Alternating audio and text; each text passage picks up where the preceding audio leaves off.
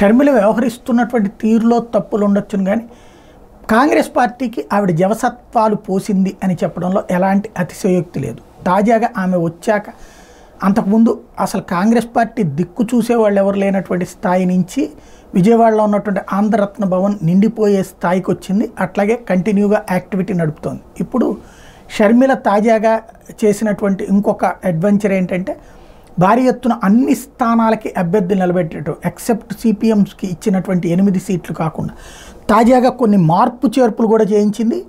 కాంగ్రెస్లో అసలు పోటీ చేయడమే గొప్ప అనుకుంటే పోటీ చేసే వాళ్ళలో 10 మందిని మార్చింది. అది సంచలనాత్మకమైనటువంటి విషయం.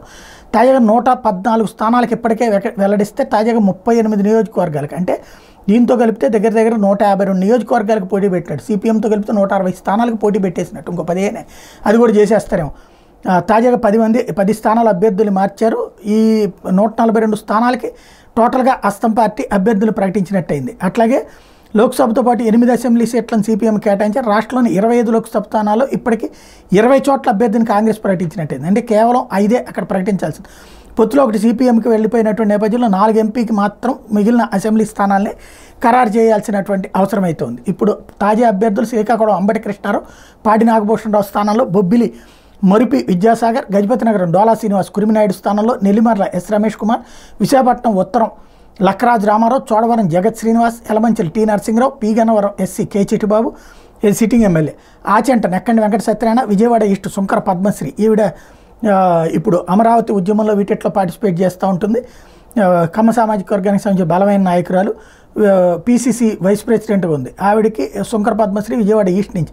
జగ్గైపేట కర్ణాటక అప్పారావు, తాడికొండ ఎస్సీ మణిచెల్ల సిసిల్ రాజా, చిలకా విజయ్ కుమార్ స్థానంలో, రేపల్ల మోపిదేవి శ్రీనివాస్, తెనాలి ఎస్కే బషీర్, గుంటూరు వెస్ట్కి వచ్చేటప్పటికి డాక్టర్ రాచకొండ జాన్బాబు, చీరాల ఆమంచి కృష్ణమోహన్, ఒంగోలు తుర్లపాక నాగలక్ష్మి, బుట్టి రమేష్ బాబు స్థానంలో, కనిగిరి దేవరపల్లి సుబ్బారెడ్డి, కదిరిబాబు అని అంటారు, కావలి పొదలకూరి కళ్యాణ్, కోవూరు నారపరెడ్డి కిరణ్ కుమార్ రెడ్డి, నెబ్రంబాకం మోహన్ స్థానంలో, సర్వేపల్లి పివి శ్రీకాంత్ రెడ్డి, పూల చంద్రశేఖర్ స్థానంలో, Gudur SC doctor U Ramakrishnarao, Vemaiah Chilukuri స్థానంలో, సూలూరుపేట ఎస్సీ చంద్రమూడి శివ, గడితిలక్ బాబు స్థానంలో, వెంకటగిరి పి శ్రీనివాసులు, కడప తుమ్మన్ కళ్యాణ్ అఫ్జల్ అలీఖాన్, పులివెందుల మూలంరెడ్డి ధ్రువకుమార్ రెడ్డి, జమ్మలమడుగు బ్రహ్మానందరెడ్డి పాముల, అట్లాగే పొద్దుటూరు షేక్ పూల మహమ్మద్ నజీర్, మైదుకూరు గుండ్లకుంట శ్రీరాములు, ఆళ్లగడ్డ బారగొడ్ల హుస్సేన్, శ్రీశైలం అసర్ సయ్యద్ ఇస్మాయిల్, బనగారపల్లె గోటం పొల్లయ్య, డోన్ గారపాటి మొదులెట్టి స్వామి, ఆదోని గొల్ల రమేష్, ఆలూరు నవీన్ కిషోర్,